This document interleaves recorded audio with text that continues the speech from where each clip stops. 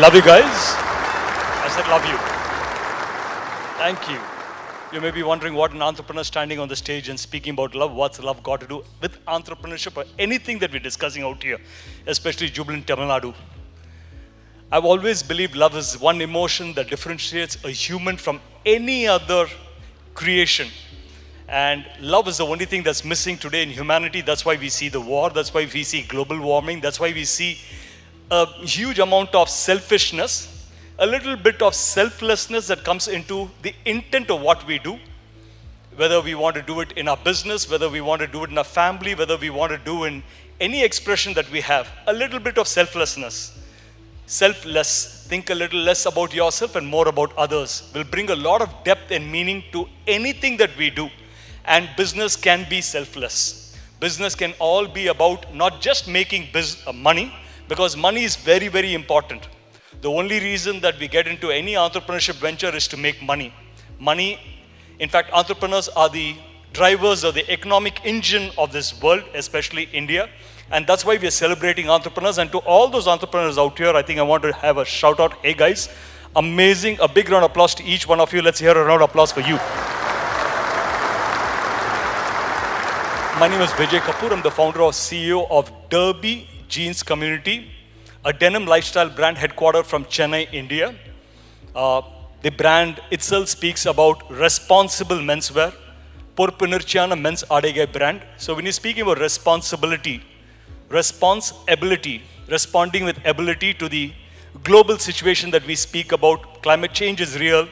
We are speaking about global warming, it is real. And everything that we can do within our own business to ensure that we are able to reduce the carbon emission, if we are able to reduce the impact, negative impact that a business has on an environment is a step forward. So being into jeans, one of the most dirtiest products, second most polluting industry. A denim uses about 500 liters of water to make a denim. So we have come up with technology. We use laser technology, waterless technology. We use a lot of harsh chemicals to wash a denim. Can we use chemicals? Even if we use chemicals, can we ensure we remove the entire chemical out of it, ensure the water is near pure so that it be recycled and used for other purposes. So this is where I come from and this is my belief. So my today's topic is all about disrupt, reset, and speed up. 2025 is here, a brand new year, a time to set new vision for our organization, a time to look at change, a time to reinvent yourself. And especially for us in India, our financial year never ends with 31st of December, never starts with 1st of Jan, but it ends in 31st of March and it starts from 1st of April. So we are also getting into the new financial year and the preparation for it will already be on from the month of November, December, Jan, Feb, so you still have time. The speed of the train depends upon the speed of the engine. The faster the engine, the faster the train. And the engine that I'm speaking about, your business has become what it has become because of you, and it is not becoming what it can become because of you. Most of the time, entrepreneurs become the bottleneck to their own growth because they are not able to grow and they're not able to think in ways which are out of the box. We speak about all these management philosophy out of the box, what do we do? But I'm asking ourselves, so when I'm speaking about disrupt, when I'm speaking about reset and I'm speaking about speed up, I'm speaking about your mindset, I'm not speaking about your business because I have no rights to speak about your business. Each one of you are masters in your business. You know what needs to be done. Nobody needs to tell you how to do your business. You already mastered it. But there's something that we still have to master because we're all the time looking at how do we improve our business, how do we improve systems, how do we improve processes. Sometimes we forget what is most important is the entrepreneur out there. If we want anything to change outside, something within has to be changed. Change the mind of the man, change the man. Develop a powerful mind, develop a powerful man. So how powerful is your thought process? So when I'm speaking about disruption, I'm asking about how are you going to disrupt your existing thought patterns? How are you going to challenge yourself in ways that you have never thought before? I have a simple formula that I've always believed called as Brahma, Vishnu, Mahesh.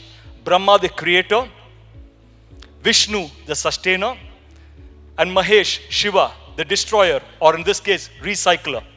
So I'm asking us to ask ourselves as entrepreneurs, what are the newer things that I need to introduce within my business? I know our business is going well. We know we have different verticals. We have different products. We have different services. In that, what are the products and services that we need to look at? What are the new services that we need to bring into in this particular year? Can we actually put pen on paper? I know we are all technology, but sometimes pen on paper work much better because there's a neurological connection between the finger and the mind. When you take pen and paper the old-fashioned way and you write it down, what is it that I need to do? What are the new initiatives I'm going to take this year? What are the new divisions I'm going to open up this year? What is it that is going to give me maximum profit? When you look at it, if you have two production lines, one production line is giving you, I come from a denim industry. We have a jeans production line, and for example, we have a shirt production line. The jeans production line is giving me tremendous profit, and the shirt production line, for example, is giving me losses. Where should I be investing my money in? The answer is obvious, but sometimes we don't do in terms of reassessing and looking back at the year that has gone by to actually see what are the products and services that are actually giving us results. What is it that we need to concentrate and what do we need to let go? When was the last time you fired your customers?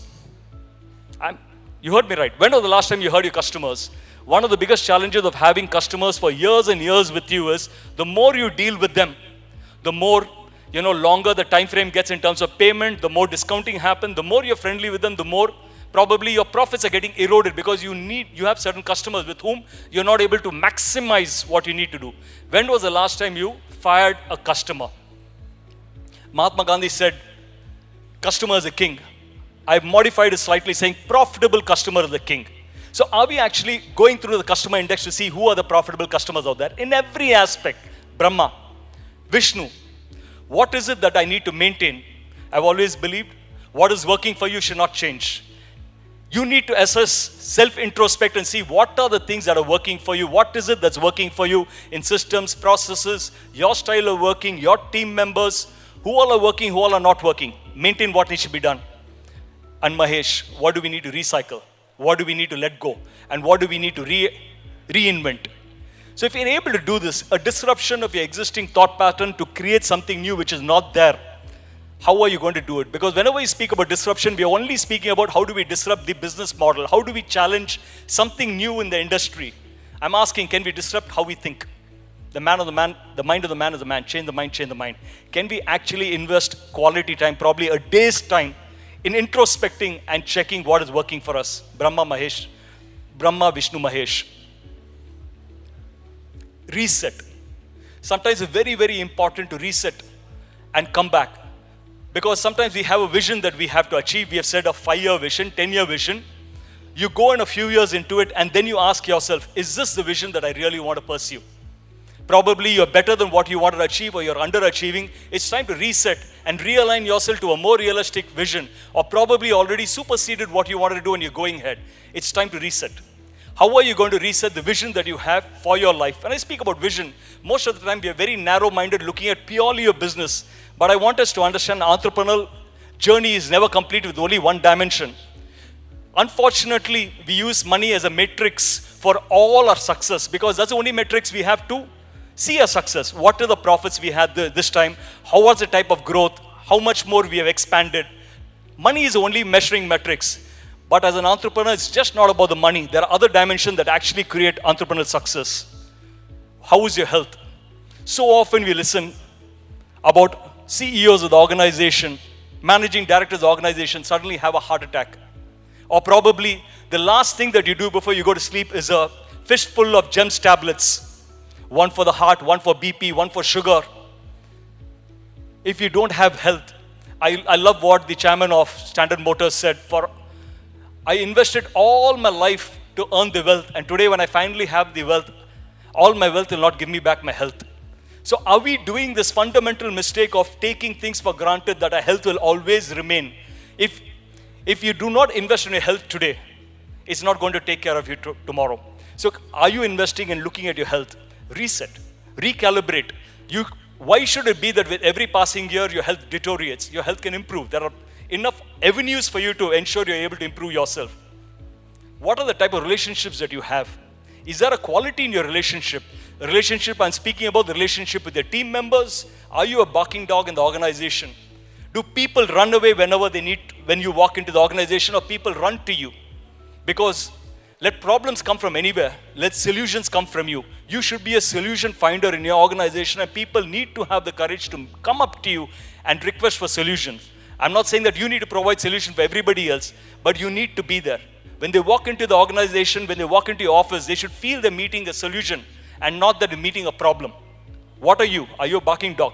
Because people don't work for angry bosses. People work where they have dignity, where they have love, when they're able to, express themselves. Reset. What is your goal? What's the type of relationship you have with your spouse? What's the use of having all the wealth, having a huge mansion, 10-bedroom bungalow, having a Mercedes-Benz, having a Rolls-Royce out there, and both husband and wife having 2 separate bedrooms? When you guys just meet for probably dinner or for social occasion where you need to do, picture together. What's the quality of your relationship? Are you investing quality time with your spouse? Are you investing quality time with your children? No use of getting up when the children are 15 years, 20 years, and they don't listen to you anymore, and they're going through a drug abuse or some other relationship issue, and they don't have the courage to come up to you. Reset. How are you going to reset this time? The relationships that you have, which really mean the depth of the relationship, are you getting it right? Happiness. The goal of all goals is happiness. We got into entrepreneurship because we thought by becoming entrepreneur, we will be able to grow in life, we will have a social status, we'll have money, we'll do a lot of things, and we'll be happy. But what I realize is most of the entrepreneurs who got into entrepreneurship, at the end of the day, are very unhappy with the very purpose what they got into. They're all the time stressed, all the time on the mobile, all the time they're not able to sleep properly. When they go to bed, they take quite some time to go to sleep. They're not in a restful state, whether in a meeting, whether during sleep, or whether with the family, all the time stressed out. Stress is nothing but a race against time. We are all the time stressed. Are we going to reset ourselves and tell us happiness is going to be constant? Because we're chasing happiness.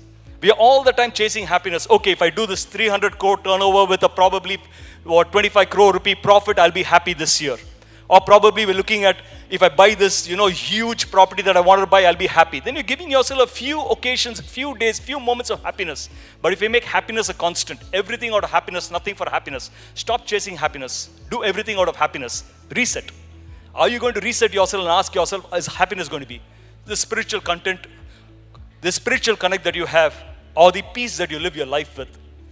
Like I said, goal of all goals is happiness. And why do we want to be happy? So that we can be peaceful in life. But if you're not peaceful, if you don't operate out of peace and happiness, it makes no sense. Reset. Can we have this reset that happens? Most importantly, after doing this disruption and after getting into your reset, the third most important thing is speed up. We do not have time. Each one of us have been given a limited time. So the question is, are we willing to speed up? Are we willing to press the speed button? Because we cannot afford to do what we need to do probably, in 10 years, 12 years. What you're able to do in 10 years, 12 years, can we speed up and do it in 5 years? Can we bring the timeline down? How do we build in systems, processes, business model that's going to support us to speed up? What is going to be the approach? Now, unless until we do a very conscious introspection about it, as entrepreneurs, by taking time, yes, when we need to do for the organization, we are willing to take a complete meeting for them, give systems and processes, give direction to the entire team. But I don't know when was the last time you took a couple of days for yourself, without the mobile, without any intervention of technology. When was the last time you were able to lock yourself probably by a seaside, watching the ocean, giving yourself that rest, calming yourself back, and asking you this existential question: what is it that I want to achieve in life? Where do I want to arrive in life? What should be my legacy? What is it that people should stand on my gravestone when they come to see me at the end? What do people need to remember me by? He was arrogant guy. He was all the time chasing. He didn't have time for the family. What is it that you want to leave behind a legacy? Because every one of us has a moral responsibility to be good. Every one of us has a moral responsibility to be rich. Every one of us has a moral responsibility to be super successful, because you are the economic drivers of the economic engine called as India. And you provide jobs, you provide employment, and you deserve to be remembered in the right way on your last day.